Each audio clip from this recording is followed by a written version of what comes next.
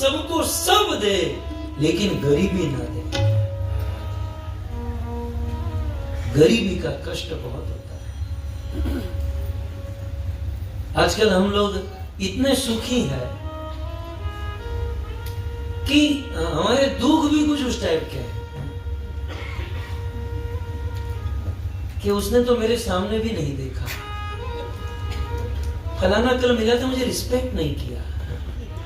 हम लोग उसी में परेशान हैं। कोई गरीब को पूछो, बेचारे 2 वक्त की रोटी नहीं है जिसके पास, दुख वो है।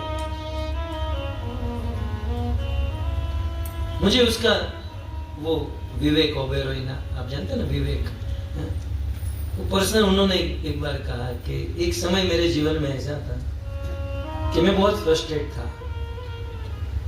कोई फिल्म में काम नहीं मिल रहा था, धंधा ठीक से नहीं चल रहा था, मैं बहुत फ्रस्ट्रेट था। और एक दिन मेरी माँ को पता चला, तो मेरी माँ मुझे लेकर गई, हम कार में बैठे, बोले कहाँ? मैं सोचा कहीं मंदिर लेकर जा रही होगी कहीं, तो मेरी माँ मुझे कैंसर हॉस्पिटल में लेकर गई। और उस हॉस्पिटल में जाकर मैंने कैंसर से पीड़ित छोटे छोटे बच्चों को देखा, बड़ों को देखा, तब मुझे होश आया कि ओ, मेरे जीवन में दुख है ही कहां।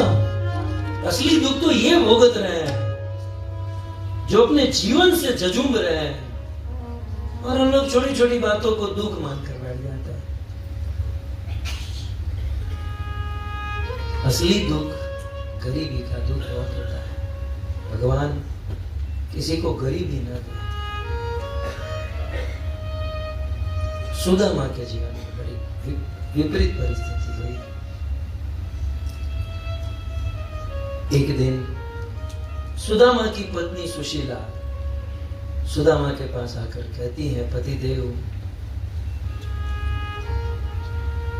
मैं आपको डांट नहीं रही हूं, आप मेरे पति हैं, मैं जस्ट आपको प्रार्थना कर रही हूं।